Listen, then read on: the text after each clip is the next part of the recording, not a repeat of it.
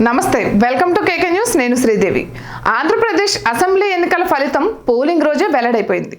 voter ఉత్సాహంలో ప్రజల్లో ప్రభుత్వ వ్యతిరేకత విస్పష్టంగా కనిపించింది దేశ విదేశాల నుంచి అనేక వ్యయ ప్రయాసాల కోర్చి మరి తమ ఓటు హక్కును వినియోగించుకున్నారు ప్రజలు ప్రలోభాలకు కాదు తమకు రాష్ట్ర ప్రగతి పురోభివృద్ధి ముఖ్యమని విస్పష్టంగా చాటారు నిజమే సోమవారం ఆంధ్ర ప్రజలు ఎన్నడూ లేని విధంగా విదేశాల నుంచి దేశంలోని వివిధ రాష్ట్రాలలో స్థిరపడిన ఆంధ్రులు లక్షల సంఖ్యలో సోమవారం ఆంధ్రప్రదేశ్ శాసనసభ లోక్సభ ఎన్నికల పోలింగ్లో గతంలో ఎన్నడూ కనీవిని ఎరుగని విధంగా ఇరుగు పొరుగు రాష్ట్రాల్లో స్థిరపడిన ఆంధ్రులు లక్షల సంఖ్యలో రాష్ట్రానికి వచ్చి తమ స్వస్థలాలలో క్యూలో నిలుచుని మరీ ఓటు వేశారు సోమవారం మధ్యాహ్నం కూడా రైళ్లలో బస్సుల్లో పొరుగు రాష్ట్రాల నుంచి ఓటు హక్కు వినియోగించుకుని తీరాలన్న పట్టుదలతో వస్తున్న జనంలో ఓటింగ్ సమయానికి చేరుకుంటామా లేదా అన్న ఆతృత ఆందోళన కనిపించిందంటే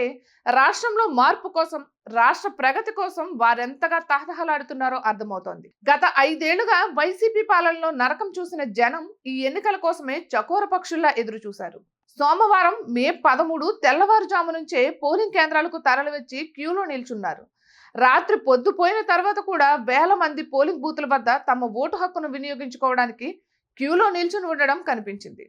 రాత్రి 11 గంటల వరకు కూడా దాదాపు 3500 పోలింగ్ బూతుల వద్ద ప్రజలు క్యూ లైన్లో ఉండడం కనిపించింది ఈవీఎంలు మొరాయించిన జనం విసిగిపోలేదు గంటలు తరబడి పోలింగ్ బూతుల వద్దే క్యూ లైన్లో నిలబడి ఓటు వేశారు ఎన్నికల సంఘం ఈసారి 80% మించి పోలింగ్ నమోదయ్యే అవకాశాలున్నాయని అంచనా వేసింది ఇక అనంతపురం అన్నమయ్య పల్నాడు జిల్లాలో వైసీపీ అరాచకత్వం పరాకాష్ఠకు చేరిన జనం మాత్రం అదరలేదు బెదరలేదు కసితో ఓట్లు వేయడానికి వచ్చినట్లు వచ్చి ఓట్లు వేస్తూనే ఉన్నారు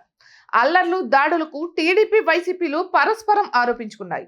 ఈ అల్లర్లు విధ్వంసం వైసీపీ ఓటమిని సూచిస్తుంటే పెరిగిన పోలింగ్ శాతం టీడీపీ జనసేన బీజేపీల విజయాన్ని సూచిస్తున్నదని పరిశీలకులు విశ్లేషిస్తున్నారు ఇక ఇటువంటి మరెన్నో వీడియోస్ కోసం కేకే న్యూస్ తెలుగు ఛానల్ని సబ్స్క్రైబ్ చేసుకోండి